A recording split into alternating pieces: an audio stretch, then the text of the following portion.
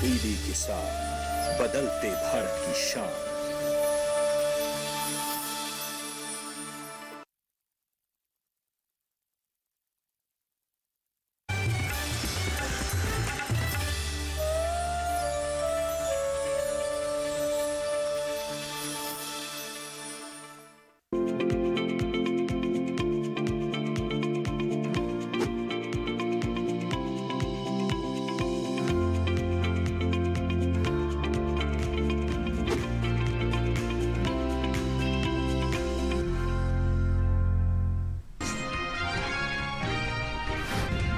दो दिन मध्य महाराष्ट्र और मराठवाड़ा में जोरदार बारिश के आसार, तो तमिलनाडु पुडुचेरी में मूसलाधार बरसात का अनुमान। ओडिशा और बिहार में चलेंगी तेज हवाएं, वहीं तटीय आंध्र प्रदेश और रायलसीमा में तेज हवाओं की संभावना। और पश्चिमी राजस्थान के गंगानगर में अधिकतम तापमान रहा 38.5 डिग्री सेल्सियस। गुजरात के वलसाड़ में न्यूनतम तापमान 19.5 डिग्री दर्ज। नमस्कार, आप देख रहे हैं दूरदर्शन किसान। मौसम खबर में आपका स्वागत है। आपके साथ मैं हूं अंजू सिंह। मौसम खबर में जानेंगे आने वाले दिनों में कहां होगी बारिश, कहां रहेगा मौसम साफ, कैसी रहेगी तापमान की स्थिति, साथ ही किसानों के लिए होगी कृषि सलाह भी। तो चलिए शुरुआत करते हैं मौसम खबर की खास खबरों के साथ। बुधवार और गुरुवार को कोंकण गोवा में इक्का दुक्का जगह तेज बरसात के आसार हैं। ऐसी जानकारी मौसम विभाग की तरफ से दी जा रही है। आगे आपको बता दें कि 2 दिन मध्य महाराष्ट्र और गुरुवार को मराठवाड़ा के गिने चुने हिस्सों में भी भारी बारिश हो सकती है। वहीं तटीय आंध्र प्रदेश और रायलसीमा में भी 2 दिन कहीं कहीं होगी मूसलाधार वर्षा। इसके साथ ही आपको बता दें कि 2 दिन तमिलनाडु और पुडुचेरी में भी कहीं कहीं मूसलाधार बारिश का अनुमान है। तटीय कर्नाटक और आंतरिक कर्नाटक में गुरुवार को इक्का दुक्का इलाकों में काफी तेज वर्षा हो सकती है। केरल में 2 दिन और लक्षद्वीप में कल छुटपुट हिस्सों में जोरदार बरसात के आसार हैं। कल असम और मेघालय में बिजली की चमक के साथ तेज हवाओं की संभावना। वहीं नागालैंड, मणिपुर, मिजोरम और त्रिपुरा में कल बिजली की चमक के साथ चलेंगी तेज हवाएं। 2 दिन ओडिशा और बिहार में बिजली की चमक के साथ तेज हवाओं का अनुमान है। वहीं कोंकण, गोवा, मध्य महाराष्ट्र और मराठवाड़ा में 2 दिन बिजली की चमक के साथ चलेंगी तेज हवाएं। और आइए बात करते हैं मौसम पूर्वानुमान के। उत्तर के पहाड़ी और मैदानी इलाकों में बारिश का अनुमान है। वहीं पूर्वी भारत में बरसात होगी। इसके अलावा पश्चिमी राज्यों में भी बारिश के आसार हैं। दक्षिण भारत में भी बरसात की संभावना है। 2 दिन कैसा रहेगा बारिश का हाल, आइए देखते हैं इस रिपोर्ट में। मौसम विभाग के अनुसार बुधवार और गुरुवार को जम्मू कश्मीर और लद्दाख में बारिश नहीं होगी। हिमाचल प्रदेश में 2 दिन बरसात के आसार नहीं है, तो उत्तराखंड में कल इक्का दुक्का इलाकों में बरसात का अनुमान है। इसके अलावा पंजाब, हरियाणा और दिल्ली में वर्षा की संभावना नहीं है। कल पूर्वी उत्तर प्रदेश में कहीं कहीं बारिश हो सकती है। पश्चिमी उत्तर प्रदेश में 2 दिन बारिश के आसार नहीं है। साथ ही पूर्वी राजस्थान में कल छिटपुट हिस्सों में वर्षा के आसार हैं, तो पश्चिमी राजस्थान में वर्षा की संभावना नहीं है। मौसम विभाग की माने तो पूर्वी भारत में 2 दिन बिहार, झारखंड और ओडिशा में गिने चुने स्थानों पर वर्षा हो सकती है। वहीं गांगे पश्चिम बंगाल के कुछ इलाकों में पानी बरसेगा, तो उप हिमालय पश्चिम बंगाल और सिक्किम के कुछ हिस्सों में बरसात होगी। दूसरी ओर 2 दिन अरुणाचल प्रदेश में कई जगह वर्षा का अनुमान है। असम और मेघालय में 2 दिन कई स्थानों पर बादल बरसेंगे। साथ ही नागालैंड, मणिपुर, मिजोरम और त्रिपुरा के कई इलाकों में बारिश होगी। मध्य भारत की बात करें तो 2 दिन पूर्वी और पश्चिमी मध्य प्रदेश में छिटपुट जगह बरसात होगी। छत्तीसगढ़ और विदर्भ में 2 दिन कुछ स्थानों पर वर्षा हो सकती है। पश्चिम भारत में गुजरात और सौराष्ट्र कच्छ में 2 दिन गिनी चुनी जगह बादल बरसेंगे। वहीं कोंकण, गोवा, मध्य महाराष्ट्र और मराठवाड़ा में 2 दिन कई इलाकों में पानी बरसेगा। रुक करते हैं दक्षिण भारत का। 2 दिन तटीय आंध्र प्रदेश, तेलंगाना और रायलसीमा के अधिकतर इलाकों में बारिश होगी। तमिलनाडु और पुडुचेरी में ज्यादातर जगह वर्षा का अनुमान है। तटीय, उत्तरी और दक्षिणी आंतरिक कर्नाटक के अधिकतर हिस्सों में बारिश हो सकती है। केरल और लक्षद्वीप में 2 दिन ज्यादातर स्थानों पर बरसात के आसार हैं। अंडमान निकोबार में अधिकतर जगह बारिश का अनुमान है। और आइए बात करते हैं मौसम की चाल की। पिछले 24 घंटों के दौरान हुई बारिश पर आई डालते हैं नजर। उत्तराखंड में कहीं कहीं बादल बरसे। वहीं अगर हम बात करें पंजाब, हरियाणा और दिल्ली के कुछ इलाकों की, तो यहाँ पर भी पानी बरसा। उत्तर प्रदेश में गिने चुने हिस्सों में वर्षा हुई। वहीं अगर रुख करें अरुणाचल प्रदेश की ओर, तो यहाँ पर अधिकतर जगहों पर बारिश हुई। असम और मेघालय में भी कई स्थानों पर बरसात हुई। नागालैंड, मणिपुर, मिजोरम और त्रिपुरा के भी कुछ हिस्सों में बारिश हुई। वहीं उप हिमालय, पश्चिम बंगाल और सिक्किम में भी कई इलाकों में बारिश हुई। गांगे पश्चिम बंगाल में भी कुछ स्थानों पर बादल बरसे। ओडिशा, बिहार और झारखंड पर नजर डालें तो यहाँ भी कहीं कहीं पानी बरसा। वहीं मध्य प्रदेश के इक्का दुक्का इलाकों में और छत्तीसगढ़ के कुछ हिस्सों में वर्षा हुई। राजस्थान और गुजरात में कहीं कहीं पानी बरसा। कोंकण, गोवा के कई इलाकों में और साथ ही विदर्भ के कुछ हिस्सों में बारिश हुई। मध्य महाराष्ट्र और मराठवाड़ा में भी कई जगह बरसात हुई। तटीय आंध्र प्रदेश, तेलंगाना में भी कुछ स्थानों पर और रायलसीमा में कहीं कहीं वर्षा हुई। तमिलनाडु, पुडुचेरी में इक्का दुक्का इलाकों में बारिश हुई। केरल, लक्षद्वीप के ज्यादा इलाकों में बरसात हुई। वहीं अंडमान निकोबार में भी कुछ जगहों पर बादल बरसे। और आइए बात करते हैं तापमान की। सबसे पहले नजर अधिकतम तापमान पर।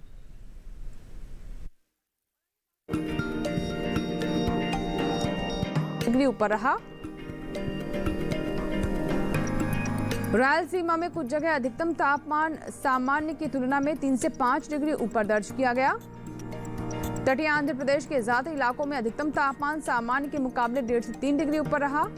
वहीं दक्षिणी आंतरिक कर्नाटक के अधिकतर हिस्सों में अधिकतम तापमान सामान्य के मुकाबले 1.5 से 3 डिग्री ऊपर रहा। इसके विपरीत अगर बात करें सौराष्ट्र, कच्छ की, तो यहाँ पर इक्का दुक्का स्थानों में अधिकतम तापमान सामान्य के मुकाबले 3 से 5 डिग्री नीचे रहा। असम में कुछ जगह अधिकतम तापमान सामान्य के मुकाबले 1.5 से 3 डिग्री नीचे रहा। वहीं अगर बात बिहार के कुछ हिस्सों की किया जाए तो यहाँ पर अधिकतम तापमान सामान्य के मुकाबले 1.5 से 3 डिग्री नीचे रहा।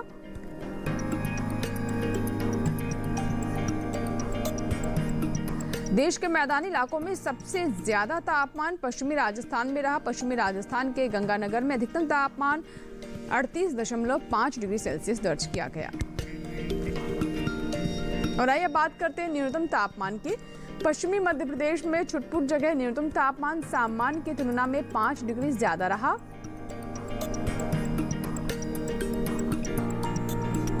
उत्तराखंड के कुछ इलाकों में न्यूनतम तापमान सामान्य की तुलना में 3 से 5 डिग्री ज्यादा रहा।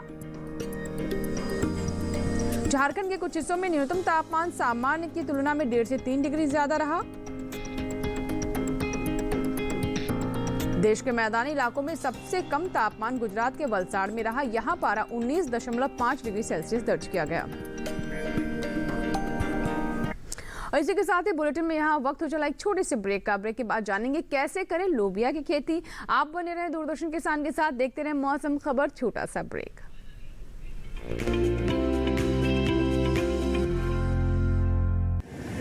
माँ कब आएगा? अभी आएगा। अरे बोलो ना माँ, कब आएगा? बोला ना, अभी आ जाएगा। ये ले, आ गया कुआं।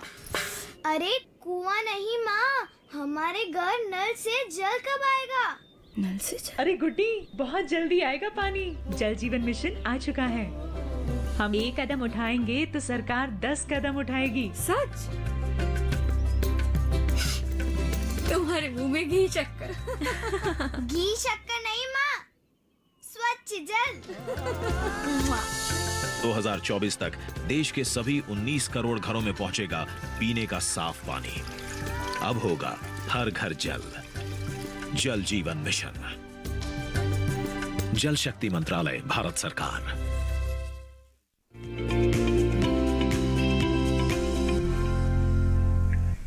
ब्रेक के बाद एक बार फिर आपका स्वागत है। आप देख रहे हैं मौसम खबर। आइए बात करते हैं खेती किसानी की।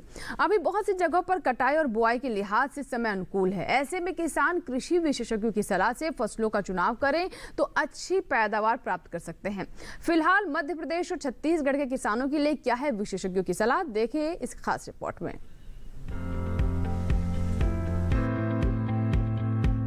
मध्य प्रदेश में मक्के की कटाई करें, साथ ही मक्के के खेत से जल निकासी का प्रबंध कर ले। किसान सोयाबीन की कटाई कर सकते हैं। सोयाबीन के खेत से पानी की निकासी की उचित व्यवस्था करते रहे। यहीं धान के खेत से खरपतवार निकाले।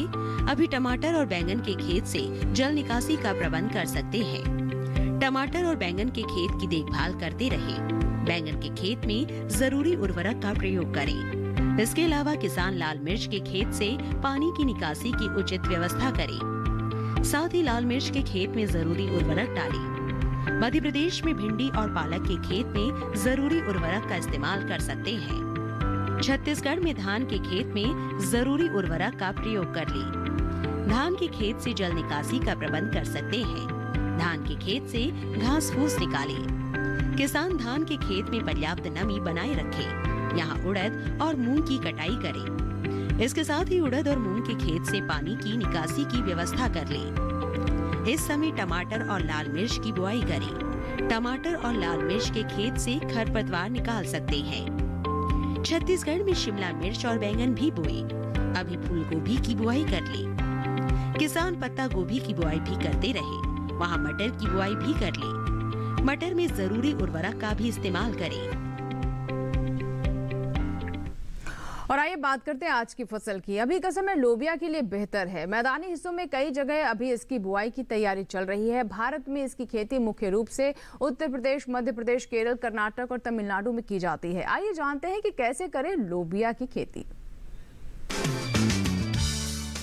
लोबिया के लिए 21 से 35 डिग्री सेंटीग्रेड तापमान की जरूरत होती है।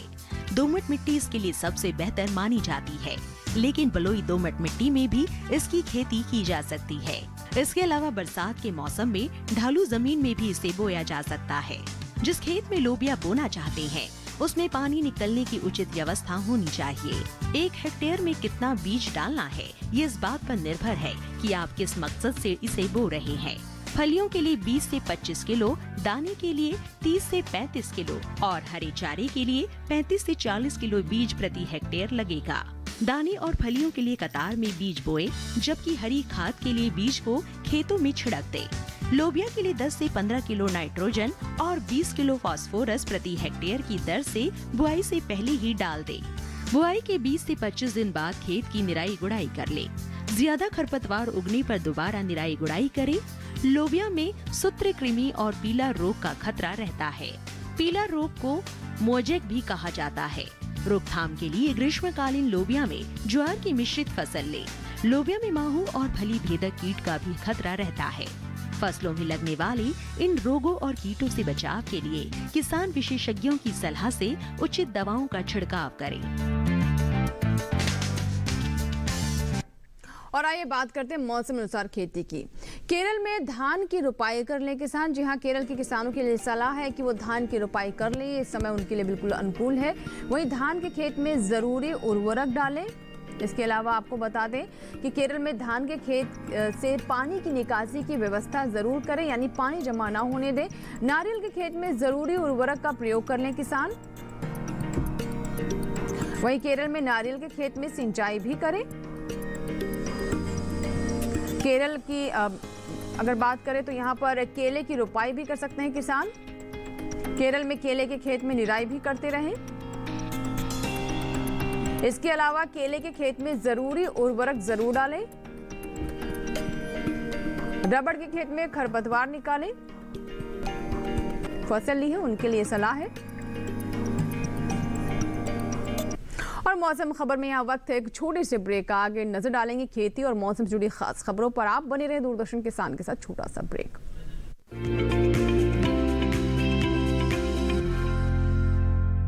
जानेंगे क्या है किसानों का हाल।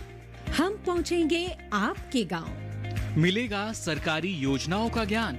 जब लगेगी चौपाल, देखिए चौपाल चर्चा सोमवार से शुक्रवार सुबह 9 बजे सिर्फ दूरदर्शन किसान पर।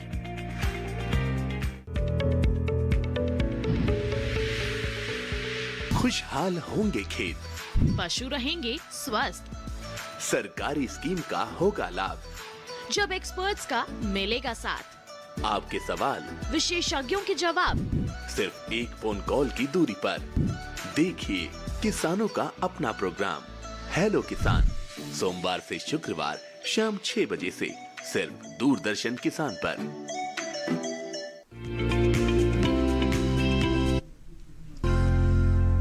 ब्रेक के बाद एक बार फिर आपका स्वागत है मौसम खबर में। आइए बात करते हैं मौसम के लिहाज से खेती की। और मौसम के लिहाज से खेती में आंध्र प्रदेश के किसानों की लिए सलाह है कि मक्की की कटाई वो कर सकते हैं इस वक्त। वहीं गन्ने के खेत से जल निकासी की व्यवस्था करें, प्रबंध करें। आंध्र प्रदेश में बाजरे की कटाई कर लें किसान।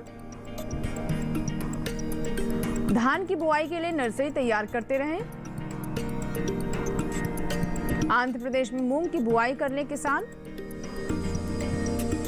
उड़द की बुआई के लिए समय उचित है। आंध्र प्रदेश के किसानों के लिए सलाह है कि पपीते के बागों की देखभाल वो करते रहें।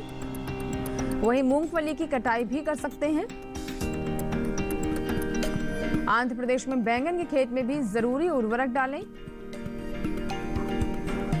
हल्दी के खेत में पर्याप्त नमी बनाए रखें किसान।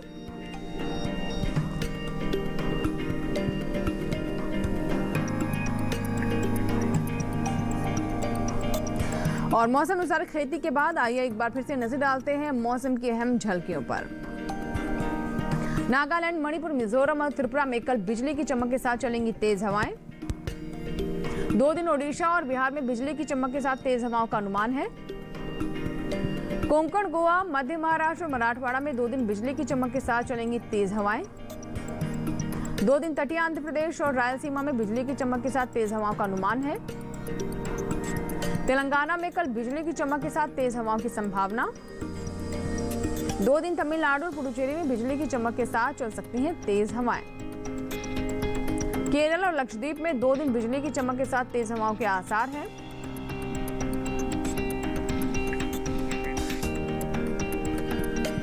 और आइए अब चलते चलते नजर डालते हैं 4 दिनों के लिए 9 शहरों के तापमान पर।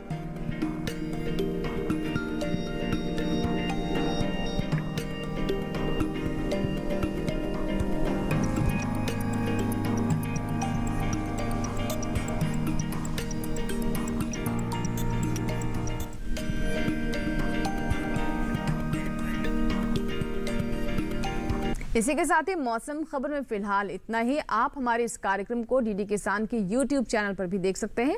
बस इसके लिए करना आपको ये कि इस QR कोड को आप स्कैन करें और स्कैन करने के बाद आप सीधा पहुंच जाएंगे डीडी किसान के YouTube चैनल पर, जहां पर आप जान सकेंगे मौसम का पूरा हाल मौसम खबर के साथ। इसके अलावा भी अन्य कार्यक्रम आप हमारे YouTube चैनल पर देख सकते हैं। अभी लेते हैं आपसे इजाजत। उम्मीद करते हैं मौसम खबर से आपको मदद मिल रही होगी। मौसम का पूरा हाल और कृषि सलाह लेकर फिर होंगे हाजिर। आप बने रहे दूरदर्शन किसान के साथ। नमस्कार।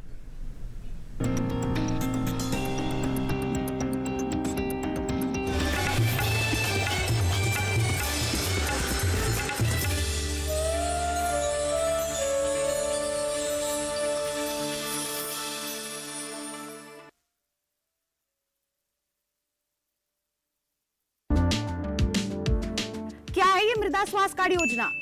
कहाँ पे करवाऊं इस मिट्टी की जांच? क्या है इसके लाभ? किससे करें हम संपर्क?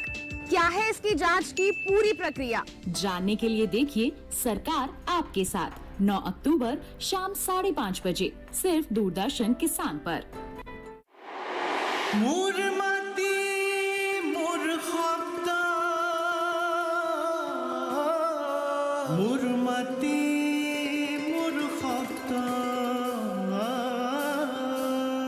सात सुरों का मिश्रण, 7 रंगों का खेल, 7 समुंदरों से गहरा यहाँ दिलों का मेल, 7 अजूबों से ज्यादा लोग निराले यहाँ करते रोज है हंस के मुश्किलों को फना।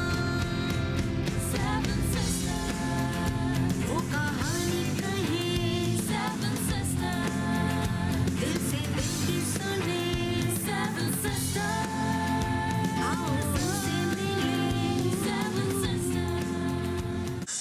पर गुस्से की वजह क्या है? वो मैं तुम्हें नहीं बताऊंगा। कुलकर्णी भाव को बुलाओ। उसे वो नहीं करना चाहिए जो वो करने जा रहा है। किसकी बात कर रहे हैं ठाकुर? आज मैं अपनी नौकरी से इस्तीफा दे रहा हूँ। खाना जी तुमको कोई लगता है बहम हुआ है। ओ, अब समझा। अपने आप को महान सिद्ध करने के लिए जानवरों और पक्षियों के साथ भोजन करता है।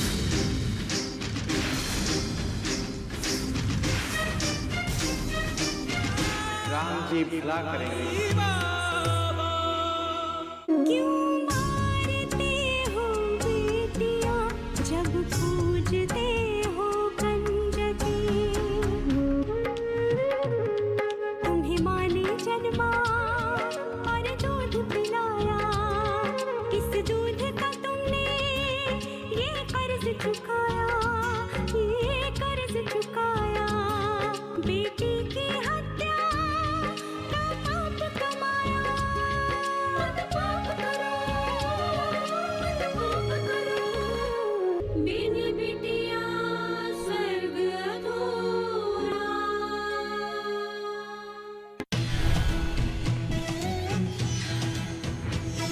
पशुओं की सुरक्षा का पहरेदार, माटी का लाल, जन धन का रक्षक, अपना पशु चिकित्सक, केवल दूरदर्शन किसान पर। रिश्तों की अजब कहानी है, वैसे तो सदियों पुरानी है मंज़र जादू नगरी के, हैरत वाली कहानी है। ये दो दिनों की दास्तां, फलक ज़मीं की है ज़बां, वो तो है ख्वाबों की बनी।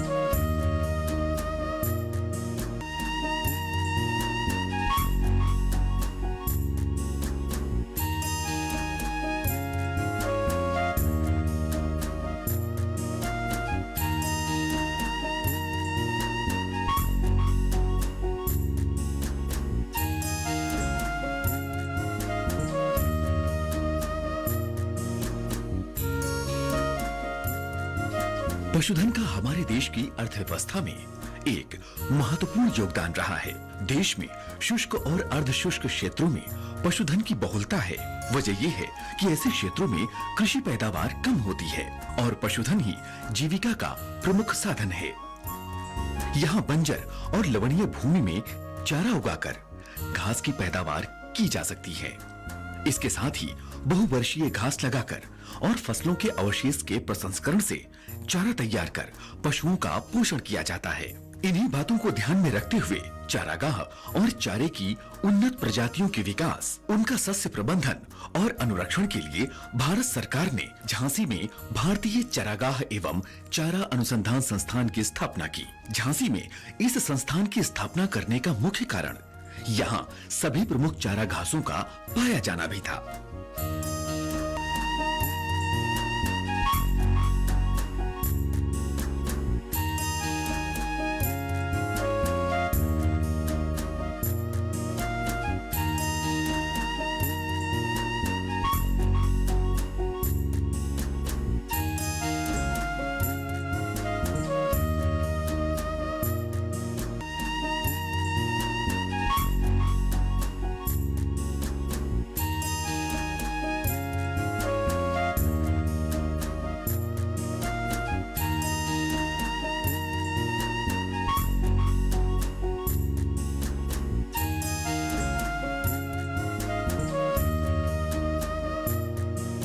संस्थान ने बदलते जलवायु परिवेश में चारा फसलों के उत्पादन की नई पद्धतियां विकसित की हैं, जिनसे रबी और खरीफ में हरे चारे की फसलें ली जा सकती हैं।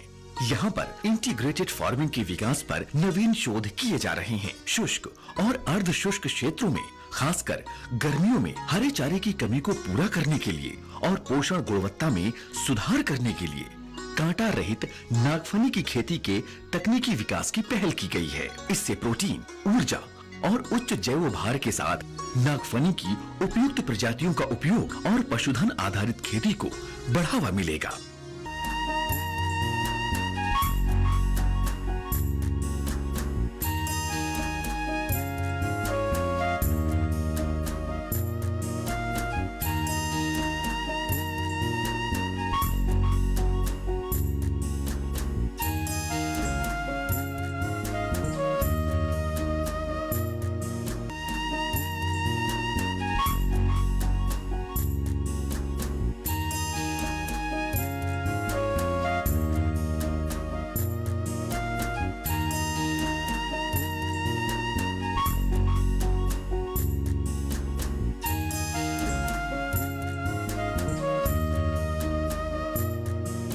अनुसंधान और विकास के क्षेत्र में संस्थान विभिन्न राष्ट्रीय संस्थाओं के साथ अंतरराष्ट्रीय संस्थाओं के सहयोग से भी कार्य कर रहा है।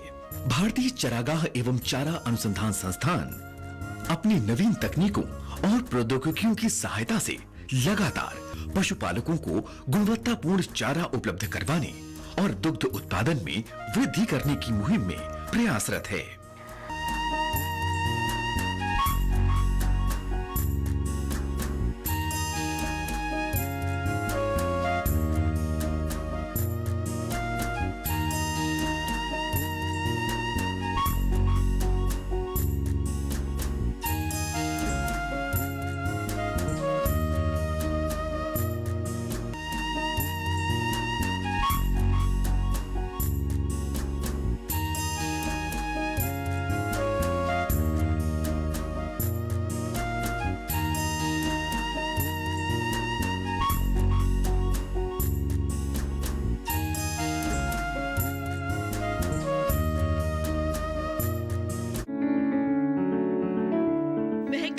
घर आंगन, हरियाली से खिलेगा तन मन।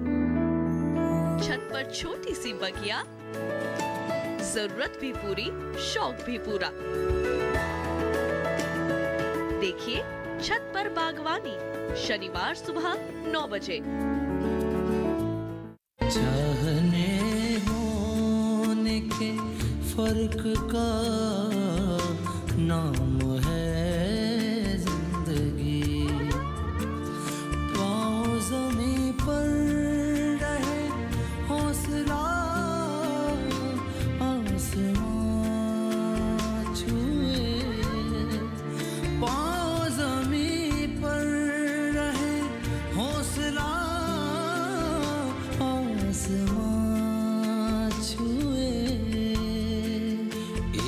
जज्बे का नाम है जिंदगी।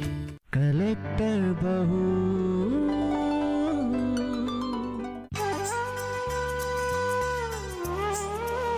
छोड़कर अपना चमन,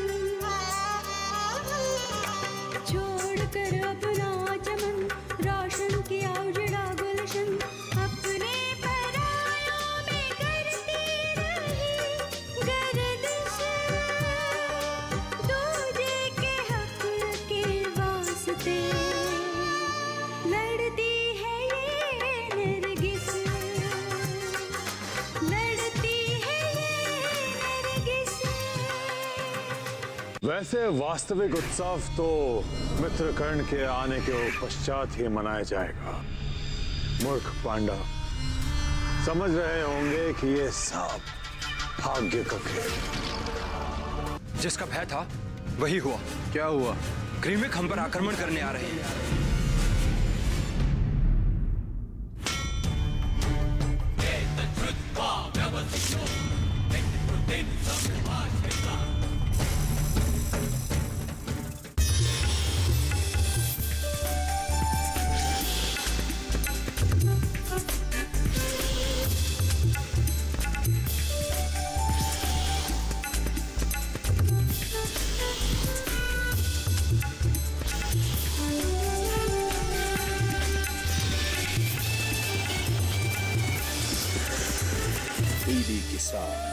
बदलते भारत की शान।